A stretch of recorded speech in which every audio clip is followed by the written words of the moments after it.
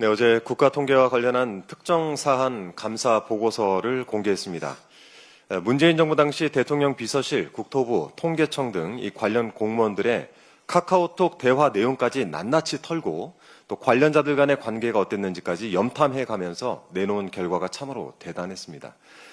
주택 통계, 소득 통계, 고용 통계가 부당하게 왜곡되었다면서 관련 공무원 등 14명에 대해 징계를 요구하고 17명은 인사자료 통보 대상자가 되었습니다. 최재 감사원장, 그리고 유병호 당시 사무총장, 이렇게 밟아놓고 나니까 기분이 좋습니까? 이 감사는 시작부터 잘못된 표적감사였습니다. 일례로 주택 통계의 경우 민간 통계와 국가 통계의 결과가 서로 다른데 이것 조작 아니냐라는 이 어처구니 없는 의혹에서 출발한 것입니다. 저도 한때 주식시장에서 통계를 담당했던 사람인데 표본도 다르고 지수 작성 방식도 다르고 자료 수집 방식도 다른 통계를 동일선상에 놓고 비교할 수 없다는 것이 상식 중의 상식입니다. 이런 멍청한 문제의식에서 억지로 출발한 감사가 멀쩡할 리가 있겠습니까?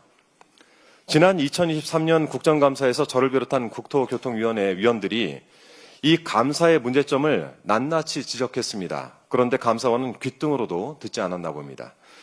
묻지도 따지지도 않고 표정만 쏘아 맞추기 위한 감사였다는 사실, 이번 감사 결과로 더욱 분명해졌습니다. 이미 전 정권이 되어버린 윤석열 정권의 잔당들이 전 정권의 숨통을 기어이 끊어놓겠다라는 이 의지가 부른 희대의 사건입니다. 윤석열 정부 출범 4개월 만에 착수한 감사를 새 정부 수립을 불과 47일 앞둔 때에 마무리한 저희가 대체 무엇입니까? 아무리 생각을 해도 다가오는 대통령 선거에 개입하겠다라는 저열한 의도가 있지 않고서야 이런 짓을 할 수가 없습니다. 민주정부의 성과를 흔적도 없이 지우거나 오욕하고 또 민주진영 인사들을 끝없이 괴롭히다 못해서 민주주의에 꽂힌 선거까지 분탕질을 치겠다는 것입니까? 이러려고 내란숙 윤석열이 최재 감사원장을 그렇게 애지중지했나 봅니다. 지난 14일 윤석열은 내란 우두머리 혐의 형사재판에서 비상계엄을 선포한 이유 중 하나로 국회 감사원장 탄핵 시도를 거론했습니다.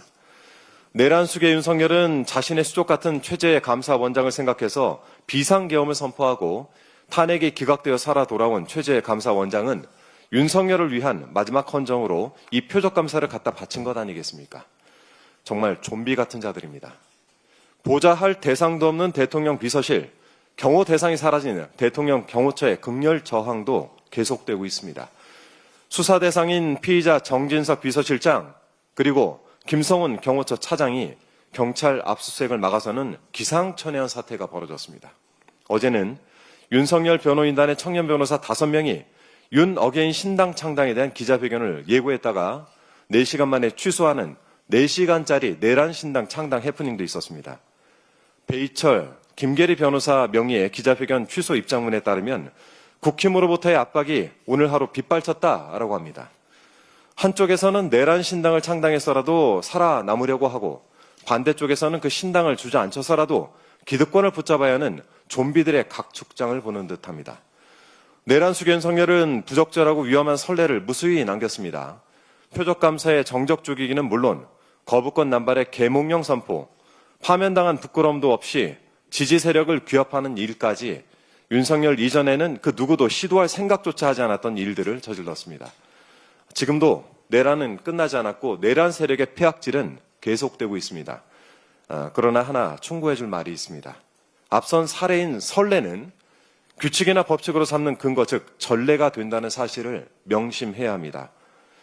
그리고 새 대통령과 정부에게 이런 위험한 전례를 인수하는 일은 없어야 되겠습니다.